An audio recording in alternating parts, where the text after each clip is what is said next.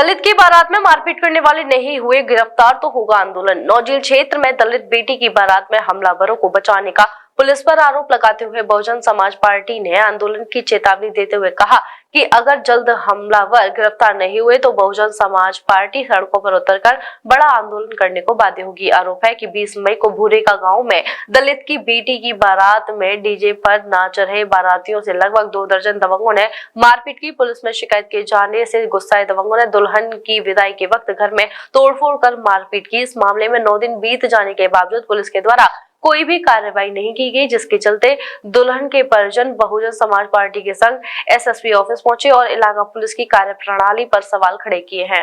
उसमें बारात चढ़ रही, बारात चढ़ने में चढ़ते चले आ रहे तो दूल्हा को पकड़ के खींचा और हमको मारा पीटा किया शाम की बात में 20 तारीख को। और 20 तारीख को मार पीट करके सुबह चले गए। रात को सुबह हम 4 बंदे अपने घर पे बैठे तो सुबह विदाई वहाँ को 21 तारीख को विदाई कर रहे बेटी को और सारे परिवार हमारे घर पे थे। दूल्हा खींचा था। हाँ, दूल्हा खींचा और मतलब हम लोग वहाँ बैठे तो आके 8-7 गाड़ी और 25 आदमी आके आज हमारे को धाड़ धाड़ लौटी और ये कितने लोग घायल हुए हैं? हम दोनों में और एक हमारा भतीजा। कितने दिन हो गए इस घटना को? 21 तारीख के सुबह 8:30 बजे। अच्छा, 20 तारीख 1 मिनट बारात आई। तो क्या कार्रवाई की अब तक पुलिस ने? अभी कुछ नहीं कीजिए, आए और जो उनका फोन आ जाता है कर रहे हैं वहाँ के थाने के। नरेश सिंह है, मैं बहुजन समाज पार्टी से जिलाध्यक्ष मथुरा बीएसपी। जो नौजील थाने क्षेत्र में गांव पड़ता है भूरेका विधानसभा मार्ट में, उसमें 20 तारीख को एक दलित समाज की बेटी की बारात आई हुई थी।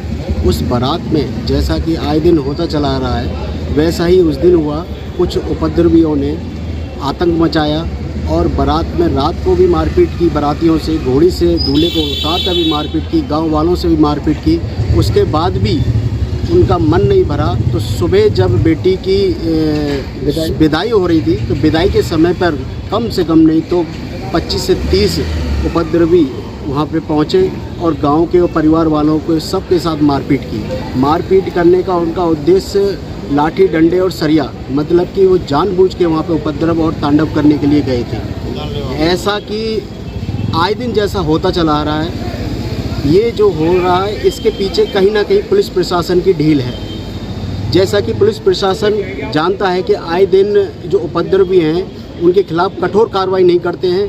कठोर कार्रवाई ना करने का परिणाम ये होता है कि उनको ऐसे ही आपराधिक मुकदमों में कम धारा लगा के छोड़ दिया जाता है, जैसे कि भूरेका गांव में हुआ है। एक मुकदमा लगाया है वो भी 151 में, जबकि वहाँ 25 से 30 आदमी नामजद इन्होंने सूचना दी थी। चोट गंभीर थी, मेडिकल कराया गया था, उसके बावजूद भी सिर्फ एक आदमी पे मुकदमा किया, बाकी के किसी आदमी पे मुकदमा नहीं किया। जबकि वो सारे के सारे उपद्रवी उन पे पहले से ही गंभीर धाराओं में मुकदमे, संगीन धाराओं में गैंगस्टर थे, उनके पास मुकदमे लगे हुए थे।